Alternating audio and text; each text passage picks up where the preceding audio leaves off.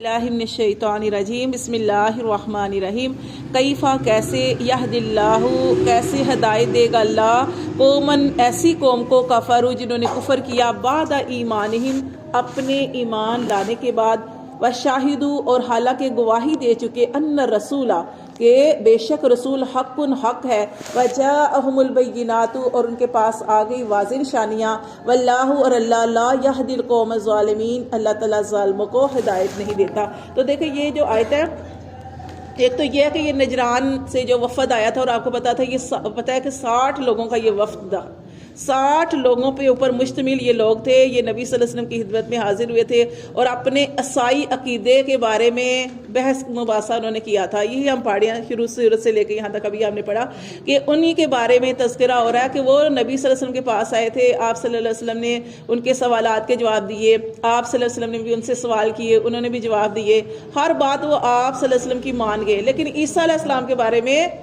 یہ ماننے کے تیار ہی نہیں تھے، وہ کہتے تھے نہیں عیسیٰ علیہ السلام خدا ہے، خدا کے بیٹا ہے۔ یہاں تک کہ اللہ تعالیٰ نے دیکھیں قرآن مجید کے اندر اللہ نے پھر اللہ کے نبی نے ان کو دعوت مباہلہ جو تھی وہ بھی دی گئی کہ ٹھیک ہے اگر تم اسی دین کو حق دین سمجھتے ہو تو آؤ پھر باہر نکلو، اپنے بچوں کو فیملی کو لے کے آؤ، ہم بھی نکلتے ہیں، اور جو جھوٹا ہے اس پر لعنت کرتے ہیں۔ حالانکہ وہ سارا کچھ پہچان گئے تھے، یہ دیکھیں نا کہ انہوں نے نبی کو پہچانا، حالانکہ گواہی بھی دی اس بات کی۔ وہ جب نبی صلی اللہ علیہ وسلم کہہ رہے تھے نا، فرما رہے تھے کہ میں دعا کروں گا تو آپ نے آمین کہنی ہے، حضرت علی سے، حضرت فاطمہ الزہرا سے، اپنے یہ حسن حسین سے ان کو تیار کر رہے تھے، ان کو بتا رہے تھے۔ تو وہ عالم آیا تھا، اس نے دیکھا کہ یہ تو نبی صلی اللہ علیہ وآلہ وسلم آخری نبی ہیں جن کا کتابوں میں ذکر ہے۔ اس نے جا کے پھر بتایا تھا کہ ان کے سامنے کبھی بھی ان کے سامنے نہ آنا، اور کبھی بھی یہ جو مباہلہ کی دعوت دی گئی ہے یہ کبھی بھی قبول نہ کرنا، عیسائیت ختم ہو جائے گی، عیسائی برباد ہو جائیں گے، مٹ جائیں گے۔ تو پھر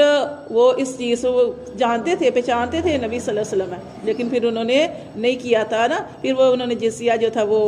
دیا تھا۔ تو اللہ فرماتے کیسے اللہ تعالیٰ ایسی قوم کو ہدایت دے گا حالانکہ وہ نبی ہونے کی گواہی دے چکے، ٹھیک ہے۔ ایک تو یہ ہے، اور اس کے بارے میں کچھ یہ بھی آتا ہے کہ آپ صلی اللہ علیہ وسلم جب غزوہ احد ہوا تو اس میں آپ صلی اللہ علیہ وسلم کو زخمی کر دیا گیا، آپ صلی اللہ علیہ وسلم کو چوٹیں آئیں، آپ صلی اللہ علیہ وسلم کے دندان مبارک بھی شہید ہوئے، اور آپ کے بارے میں مشہور کر دیا گیا کہ نعوذ باللہ محمد صلی اللہ علیہ وسلم اب اس دنیا میں نہیں رہے۔ تو لیکن آپ صلی اللہ علیہ وسلم کو اللہ نے محفوظ رکھا، آپ صلی اللہ علیہ وسلم کو تھوڑے زخم آئے تھے، اور آپ صلی اللہ علیہ وسلم نے اس وقت فرمایا کہ یہ قوم کیسے ہدایت پا سکتی ہے جو اپنے نبی کے ساتھ ایسا سلوک کرے، یعنی نبی کے ساتھ ایسا سلوک کرے۔ تو تو اس ایک جگہ پہ آتا ہے کہ اللہ تعالیٰ نے اسے نبی صلی اللہ علیہ وسلم کو یہ بھی فرما دیا کہ آپ اس طرح بھی نہیں کہہ سکتے کہ یہ قوم کیسے ہدایت پا سکتی ہے۔ ہدایت دینا اللہ تعالیٰ کا کام ہے، جسے چاہے ہدایت دے، جسے چاہے نہ ہدایت دے۔ لیکن یہاں پہ خاص طور پر یہ آپ نجران والوں کے بارے میں سمجھیں، کیونکہ یہی وہ نجران کا جو وفد آیا تھا نا، تو اس کے بارے میں ہے کہ انہوں نے آپ صلی اللہ علیہ وآلہ وسلم کے بارے میں گواہی بھی دی کہ وَشَاهِدُوا أَنَّ رَسُولَ کہ وہ رسول ہیں، حق سچے، وَجَاءَهُمُ الْبَيِّنَاتُ اور ان کے پاس واضح نشانیاں بھی اس کی آ گئی، ٹھیک ہے۔ واضح نشانیاں کیا تھی؟ آپ صلی اللہ علیہ وسلم کو پہچانتے تھے، اللہ نے جتنی کتابیں صحیفے نازل کیے آپ صلی اللہ علیہ وسلم کے اوصاف و حلیہ آپ صلی اللہ علیہ وسلم کے بارے میں ہر چیز بیان کر دی، اور آپ صلی اللہ علیہ وآلہ وسلم کے اس دنیا میں آنے سے پہلے آپ صلی اللہ علیہ وسلم کے وسیلے سے دعا کرتے تھے، آپ صلی اللہ علیہ وسلم کے وسیلے سے دعا کرتے تھے اور آپ کے آنے کے منتظر تھے، آپ صلی اللہ علیہ وسلم کے وسیلے سے دعا کرتے، اللہ دعا قبول کرتا۔ اب جب نبی صلی اللہ علیہ وسلم آئے تو کیونکہ یہ آپ صلی اللہ علیہ وسلم بنی اسرائیل میں سے نہیں آئے تھے، اور اس کی وجہ بھی آپ جانتے ہیں کہ بنی اسرائیل اتنے زیادہ اللہ کے نافرمان تھے، اللہ جتنا ان کے اوپر مہربان تھا اتنے ہی اللہ کے نافرمان تھے، نافرمانیاں کرتے تھے۔ تو پھر اللہ تعالیٰ نے ان سے نبوت چھین لی اور بنی اسماعیل میں سے آپ صلی اللہ علیہ وسلم کو بھیجا، جس کی وجہ سے یہ پہچاننے کے باوجود آپ سے ضد کرتے تھے، ٹھیک ہے نا۔ جب بندہ ضد کرتا ہے نا پھر ٹھیک ہے، پہچانتے تھے، ہر چیز جانتے تھے، لیکن ضد کرتے تھے۔ اللہ فرماتے ہیں ان کے پاس واضح نشانیاں آ چکی، واللہ اور اللہ لا یہدی القوم الظالمین، اللہ تعالیٰ پھر نہیں ہدایت دیتا ظالم لوگوں کو۔ ظالم سے مراد ایسے پھر ہاں اولئک یہی لوگ ہیں، جزاہم ان کا بدلہ یہ ہے، انا یہ کہ علیہم ان پر لعنت اللہ اللہ کی لعنت ہے۔ لعنت کس سے کہتے ہیں؟ اللہ کی رحمت سے دوری۔ یہ لوگ ایسے ہیں کہ اللہ کی رحمت سے بہت دور ہے۔ اللہ فرماتے ہیں ان کا بدلہ یہ ہے کہ ان پر لعنت اللہ کی لعنت ہے، والملائکۃ اور فرشتوں کی لعنت ہے، والناس اجمعین اور سارے انسانیت کی لعنت ہے، خالدین فیہا وہ اس میں ہمیشہ رہیں گے، لا یخفف نہیں ہلکا کیا جائے گا، جہنم میں ہمیشہ رہیں گے، نہیں ہلکا کیا جائے گا، عنہم العذاب ان سے عذاب، ولا ہم ینظرون اور نہ ہی وہ مہلت دیے جائیں گے، کوئی مہلت نہیں دی جائے گی، الا الذین مگر سوائے ان لوگوں کے تابو جنہوں نے توبہ کر لی، جو سمجھ گئے، جنہوں نے توبہ کر لی، من بعد ذالک اس کے بعد واصلحوا اور اپنے آپ کو سنوار لیا، اپنے آپ کو سنبھال لیا۔ یہ آپ کو بتایا تھا کہ 60 لوگوں کے اوپر مشتمل یہ وفد تھا، لیکن سب ہی جو تھے عیسائیت پر قائم رہے سوائے 2 کے، 2 لوگ واپس آئے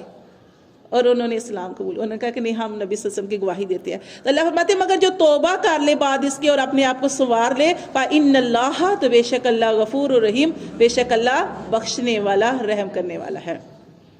ان الذین کفروا بے شک وہ لوگ جنہوں نے کفر کیا بعد ایمانہم اپنے ایمان لانے کے بعد، ثم ازدادوا پھر وہ بڑھتے ہی گئے کفرن کفر میں، موسیٰ علیہ السلام کو مانتے تھے، عیسیٰ علیہ السلام کا کفر کرتے تھے، نبی صلی اللہ علیہ وسلم آئے آپ صلی اللہ علیہ وسلم کا بھی انکار کیا، اللہ کہتے سارا کچھ پہچانتے تھے، پھر وہ بڑھتے گئے کفر میں، لن تقبل ہرگز نہیں قبول کی جائے گی توبتہم ان کی توبہ، واولئک اور یہی لوگ ہیں ہم الضالون جو گمراہ ہیں، جو بہکے ہوئے ہیں۔ ان الذین کفروا بے شک وہ لوگ جنہوں نے کفر کیا، وماتوا اور وہ مر گئے، وہم کفار اور وہ کافر ہی مرے، جو کفر کی حالت میں مر گئے وہ کافر ہی مرے۔ اور کیونکہ ہم پڑھے نا سورۃ توبہ کے اندر، اس میں کیا ہے کہ اللہ تعالیٰ فرماتے ہیں، اللہ تعالیٰ نے نبی صلی اللہ علیہ وسلم کو منع کر دیا آپ کافروں کے لیے دعا نہیں کر سکتے۔ اس کے بعد پھر اللہ تعالیٰ نے اس کے ساتھ جو آیت ہے جس کے نیچے، اس میں اللہ تعالیٰ نے ابراہیم علیہ السلام کو منع کر دیا کہ آپ اپنے والد کے لیے دعا نہیں کر سکتے، ٹھیک ہے، کہ آپ صلی اللہ علیہ وسلم کے چچا ابو طالب انہوں نے بڑا ساتھ دیا تھا آپ صلی اللہ علیہ وسلم کا، تو آپ صلی اللہ علیہ وسلم کی خواہش تھی کہ آخری وقت تھا ان کا ابو طالب کا، تو آپ صلی اللہ علیہ وسلم نے کہا کہ چچا میرے کانوں میں کلمہ پڑھ لیں، لیکن انہوں نے کلمہ نہیں پڑھا اور ان کا خاتمہ کفر پر ہو گیا۔ تو یہاں پہ دیکھیں کہ جیسے ماں باپ اس دنیا سے جاتے ہیں تو اولاد کے جو عمل صالح ہوتے ہیں نا وہ والدین کو فائدہ دیتے ہیں، ٹھیک ہے، جیسے وہ کوئی نیکیاں کرتے ہیں، قرآن پڑھتے ہیں، کچھ بھی اچھے عمل کرتے ہیں، تو یہ ساری چیزوں کا فائدہ ماں باپ کو پہنچتا ہے۔ لیکن اگر کوئی کافر مار گیا تو ایمان والے جو ہیں کافروں کے حق میں ان کی کوئی بھی، جب نبی صلی اللہ علیہ وسلم کی قبول نہیں ہوئی اللہ نے آپ سے کو منع فرما دیا۔ جب ابراہیم علیہ السلام، دیکھیں ابراہیم علیہ السلام جو ہیں ان کے والد آزر،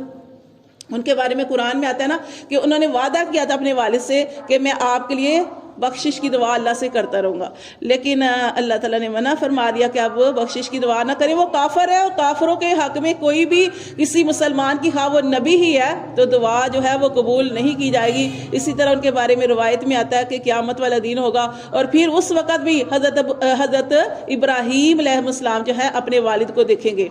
اور اپنے والد کو دیکھیں گے تو اللہ تعالیٰ ان کے والد کے بارے میں حکم دیں گے کہ فرشتوں کو ان کو جہنم میں اوندے منہ ڈال دو۔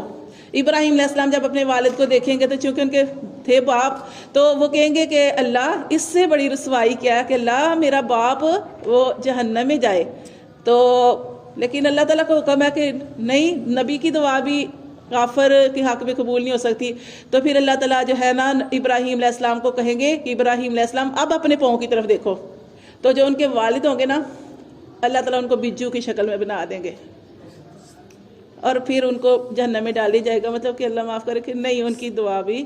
ان کے حق میں، تو اللہ تعالیٰ فرماتے ہیں کہ ہرگز نہیں قبول کی جائے گی ان کی توبہ، ٹھیک ہے، اور یہی لوگ بہکے ہوئے ہیں، اور بے شک وہ لوگ جنہوں نے کفر کیا اور وہ مر گئے، وَهُمْ كُفَّارٌ اور وہ کفر ہی کی حالت میں مرے، فَلَن يُقْبَلَ ہرگز نہیں قبول کیا جائے گا مِنْ أَحَدِهِمْ ان میں سے کسی ایک سے مِلْءُ الْأَرْضِ زمین بھر سونا۔ اول تو جیسے ہم انسان جتنے بھی انسان اس دنیا میں آتے ہیں خالی ہاتھ ہی آتے ہیں، اور خواہ امیر ہو، بادشاہ ہو، کچھ بھی ہو، ساری سلطنت کا، دنیا میں کافی سلطنت کا مالک بھی ہو، لیکن اس دنیا سے انسان خالی ہاتھ ہی جاتا ہے۔ اللہ تعالیٰ نے یہاں پہ ایک مثال دیا ہے کہ مثال کے طور پر دنیا میں انسان صدقہ نہیں کرتا، اتنا اللہ نے دیا ہوتا ہے اس میں سے خرچ نہیں کرتا، لیکن جیسے ہی قیامت والا دن آئے گا، اول تو وہاں پہ یہ ساری چیزیں ہوں گی نہیں، لیکن ایک مثال ہے کہ وہاں پہ اس وقت انسان کے پاس اگر ڈھیروں ڈھیر ہوگا نا، سونا چاندی، اب دیکھیں تو اس وقت انسان اپنی جان کی خلاصی کے لیے کہے گا یہ سارا کچھ مجھ سے لے لو اور مجھے میری جان کی خلاصی کر دو، تو وہاں پہ تو ہوگا نہیں۔ ویسے ایک مثال دی گئی ہے کہ اللہ فرماتے ہیں کہ ہرگز نہیں قبول کیا جائے گا من احدہم، ان میں سے کسی ایک سے، ملء الارض، زمین بھر سونا بھی دے دے،